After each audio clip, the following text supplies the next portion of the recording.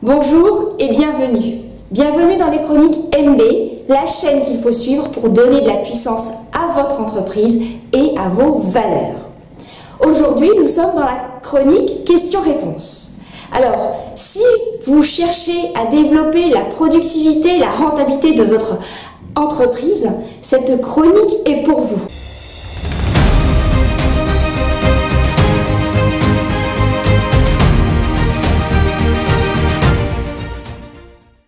Nous avons une question qui nous vient de Jérôme.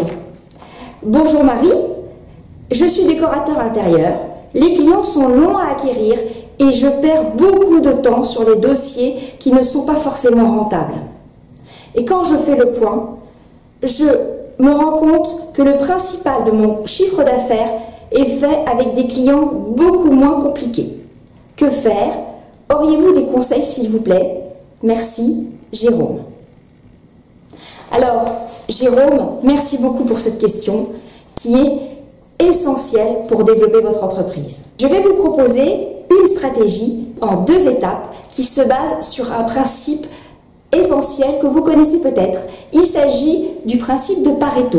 En fait, M. Pareto et ses disciples ont constaté que 80% des effets sont le produit de 20% des causes. Or, ce principe de Pareto est véritablement applicable au business depuis des années. Et dans votre cas précisément, 80% de votre chiffre d'affaires, vous le dites, est fait avec finalement, regardez de plus près, est-ce qu'il n'est pas fait avec 20% de vos clients?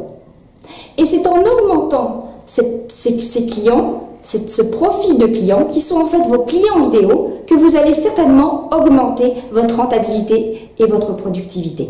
Alors, pour trouver le profil de votre client idéal, je vous propose donc 2 étapes. La première, un petit jeu. Qui est qui? Vous allez lister sur une feuille l'ensemble de vos clients et vous allez les noter de 1 à 5.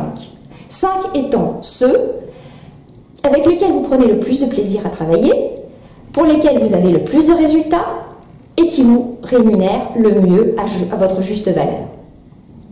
Vous aurez ainsi identifié vos clients idéaux par rapport à votre production de l'année. Maintenant que vous avez vos clients idéaux, la 2e étape, un exercice de mathématiques que nous avons tous fait au collège, le PPDC.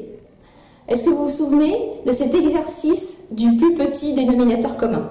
Eh bien, c'est avec cet exercice, enfin, on va dire avec ce raisonnement-là, que l'on va connaître le profil de vos clients idéaux, avec 3 facteurs. À partir de la carte d'identité personnelle de votre client idéal, sa carte ou son parcours professionnel et aussi son mode de raisonnement. Premièrement, donc, sa carte d'identité personnelle. Quel âge ont globalement, dans quelle tranche d'âge se situent vos clients idéaux? Ils ont 40, 50, 55 ans par exemple pour les miens. 2e facteur, quelles sont ses caractéristiques professionnelles? Quelle est son expertise? Quel est son parcours? Est-il au début de sa carrière professionnelle ou est-il un chef, par exemple, un chef d'entreprise depuis de longue date? Quels sont également ses magazines qu'il lit, les blogs qu'il suit? 3e facteur, ses modes de raisonnement. En fait, grâce à son profil de pensée, vous allez comprendre ses motivations d'achat. Et là, je fais appel à l'un de mes mentors préférés, David Lefrançois. Il a créé un concept qui s'appelle l'OREM, l'orientation essentielle de la motivation, où il catégorise en fait nos 4 profils de pensée. Le social, le conceptuel, le structurel et l'analytique. Est-ce que lorsque vous faites un achat, vous êtes plutôt attaché au relationnel? À ce moment-là, vous êtes du profil social. Ou est-ce que, lorsque vous découvrez un produit ou un service, vous vous projetez dans l'avenir sur ce qu'il peut vous apporter? Vous avez une vision globale et lointaine. Dans ces cas-là, vous êtes conceptuel. Ou alors, est-ce que vous vous précipitez sur les différentes fonctionnalités, les différentes étapes d'un service, et là, vous êtes structurel. Et enfin, si vous vous concentrez davantage sur un point de détail dans vos achats, vous êtes plutôt analytique. Une fois que vous avez identifié les modes de raisonnement de vos clients idéaux, alors vous allez pouvoir construire vos argumentaires et vos objections avec beaucoup plus de facilité. Voici donc ma réponse à la question de Jérôme. Et maintenant, exploitez bien tous ces services pour développer davantage votre activité et partager ces conseils à tous ceux à qui ça peut rendre service. Si vous souhaitez aller plus loin, je vous offre votre première formation gratuite en live avec des guides et des fiches de travail pour gagner des clients en continu.